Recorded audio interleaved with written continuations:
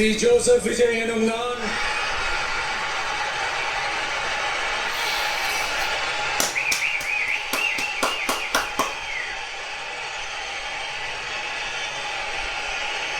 சட்டப்படி அமைக்கப்பெற்ற இந்திய அரசியல் அமைப்பின்பால் உண்மையான நம்பிக்கையும் மாறா பற்றும் கொண்டிருப்பேன் என்றும் இந்திய நாட்டின் ஒப்பில்லாத முழு முதல் ஆட்சியையும் ஒருமையையும் நிலை நிறுத்துவேன் என்றும் தமிழ்நாட்டு அரசின் முதலமைச்சராக உண்மையாகவும் உளச்சான்றின்படியும் என் கடமைகளை நிறைவேற்றுவேன் என்றும் அரசியல் அமைப்பிற்கும் சட்டத்திற்கும் இணங்க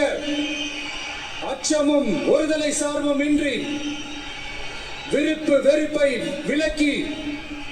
பலதரப்பட்ட மக்கள் அனைவருக்கும் நேர்மையானதை செய்வேன் என்றும்